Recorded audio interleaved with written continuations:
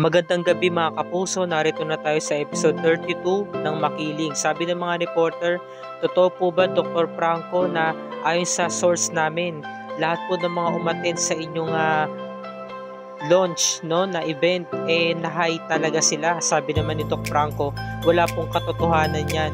Wala pong epekto ang Nexium Ultra X, di ba? Ngayon sabi naman ni Portia, nakasisiguro ako na kung sino man ang gumawa nito ay talagang mananagot. Kaya makipag-cooperate kayo sa mga pulis para matukoy ito. Ngayon, bumulong si Franco, sabi niya, I can handle this, anak. Ngayon, sabi niya, sagit lang ha.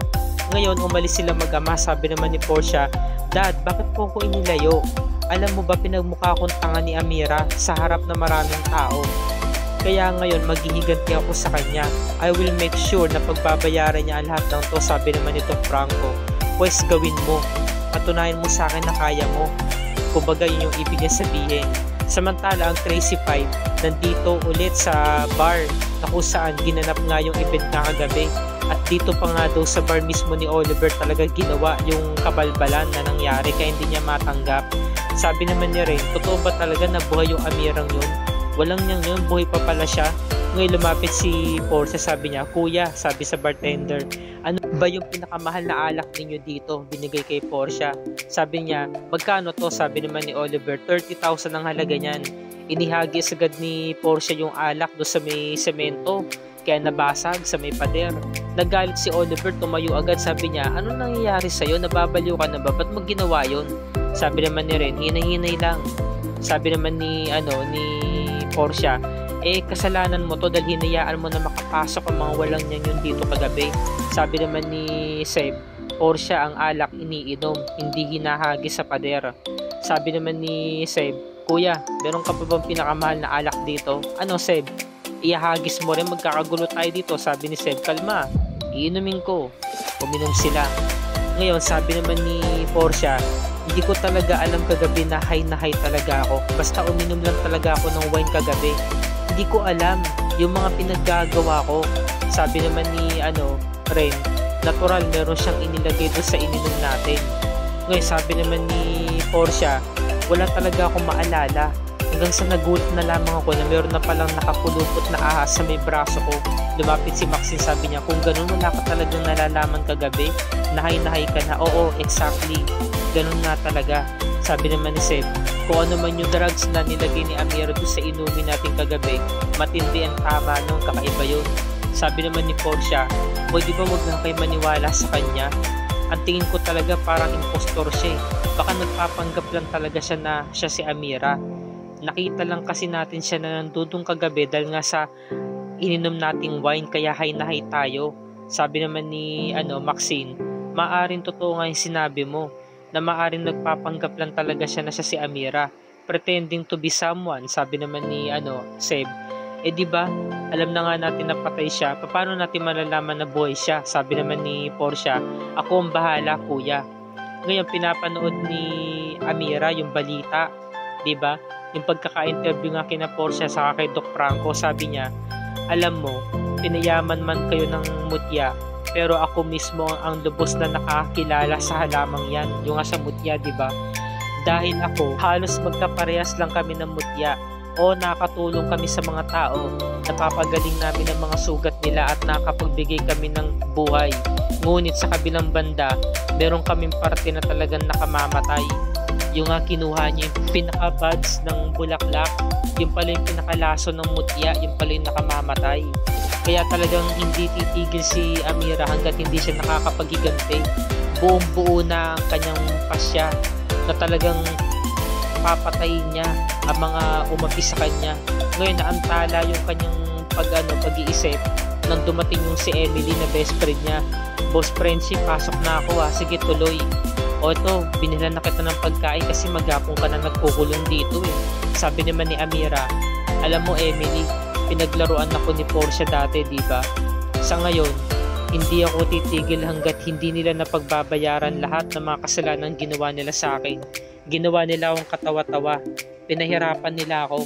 Naalala ni Amira yung pagpapahirap sa kanya ng Crazy Five. Samantala ang Crazy Five ay dumako na nga rito sa kilalang espiritista ni Portia. Hindi makapaniwala si Seb sa pinuntahan nila dahil kakaiba. Sabi naman ni Portia, kuya, pwede ba huwag mo nang pakialaman yung mga kagamitan ni Madam sinabi niya yung pangalan at baka malasin pa tayo. Sabi naman ni Seb, malasin, naniniwala ka sa mga ganito? Sabi naman ni Portia, hindi nyo ba naalala yung nagganap na plane crash noong nakarang taon? Siya mismo ang nakahula noon. Sabi ni Maxine, talaga? Naalala ko na. Siya palang nakahula noon. Oo, kaya magaling talaga siya. Sabi nga ni Oliver, naniniwala ka sa espiritistang yan? Mukha namang hindi siya marunong Itong mga lugar na to, napaka-weirdo. Tinatawanan sila ni na rin Oliver. Ngayon, sabi naman ni Maxine, shut up. Pwede ba huwag na kayong tumawa kasi nga naniniwala si Maxine kay Portia. Sabi naman niya rin, huwag mo sabihin magpapaniwala ka. Ngayon, biglang dumating na nga tong si Madam at naantala na nga yung pag-uusap nila. Sabi naman ni Madam, umupo kayo at magsisimula na nga tayo. Ngayon, tumalikod si Madam at humarap sa kanyang altar. Ngayon, sabi niya, alam ko kung sino yung ipinunta nyo rito. Gusto ninyong malaman kung buhay si Amira Lirio, tama? Nagulat silang lahat kasi ang pagkakaalam nila talagang legit na espiritista to at napatunayan nga nila dahil nahulaan agad ni Madam yung taong hinahanap nila. Sabi niya, tama ba? Siya ba ang hinahanap ninyo? Opo. Ngayon, bigla na lamang siyang parang sinapian at talagang medyo creepy itong eksenan to. Natatakot na yung Crazy Five kaya nakakatawa yung reaction dito ni lalo na si Christopher Martin, si Seb. Ngayon, kung sinaniban siya, alam kong parang merong mali kasi nga ang OA ng dating. Kaya parang sabi ko, habang pinapanood ko to, parang merong mali. Parang kakampi to ni Amira. So yan, let's find out. Nung nakita nga ni Madam, tumalikod siya, humarap siya kina Portia. Tumingala siya, sabi niya, sino ho kayo? So napatingin si Renza kasi Maxine, natatakot na sila sa mga nangyayari. Sabi niya, kayo ho yung ama ni Amira? Natatakot si Portia saka si Maxine. Naparito ho kayo? Tapos bigla na lamang sinaniban si Madam. Kunwari sinaniban siya. Sabi niya, bakit kayo nandito? Bakit inyo hinahanap si Amira? Papatayin nyo rin ba siya kagaya ng pagpatay nyo sa akin? Nilakyan niya yung boses niya na kunwari, boses demonyo, sinaniban siya ng masamang espiritu.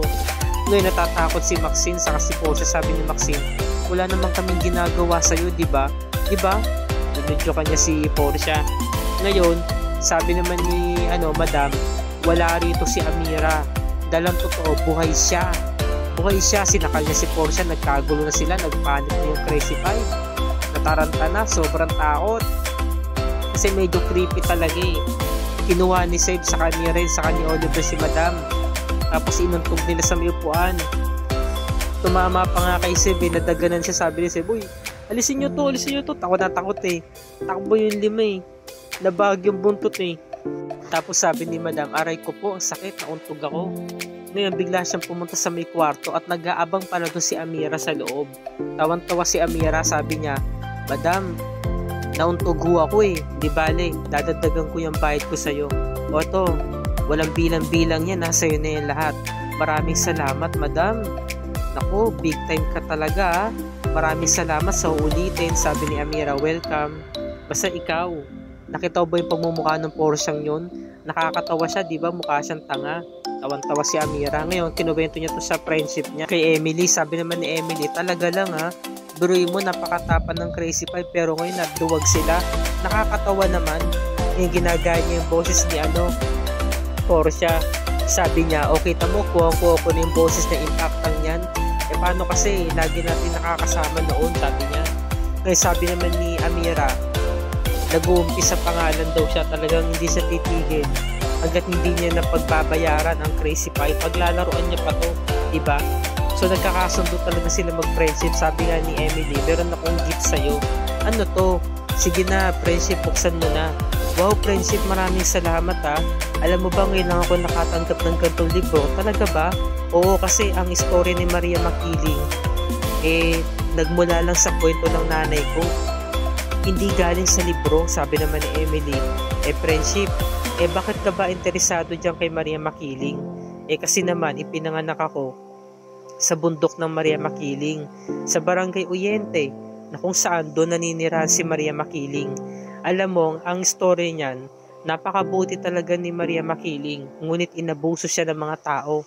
Kinuha yung mga ginto Sabi ni Maria Makiling, hindi nyo mapapakinabangan yan. Sabi ng mga tao, amin na to. Ang ginawa ni Maria Makiling, tinanggalan niya ng buhay yung dalawang lalaking abusado sa kanyang kayamanan na ibinigay doon sa lugar na yun. Talagang nagalit si Maria Makiling at isinumpa niya sa mga mamamayan doon na magmula sa araw na to ay hindi na siya makikita pang muli ng mga tao na naninirahan sa lugar na yan. Kaya bigla na lamang siya naglaho, diba?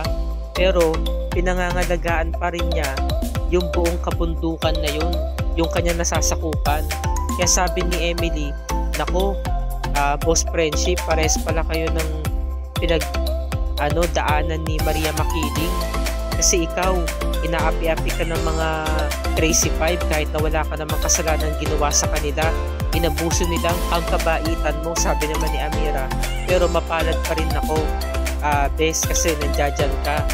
Nakatuwang ko para magiganti sa mga Crazy Five, sabi naman ni Emily. Eto, boss friendship ngayon ko lang sasabihin sa'yo.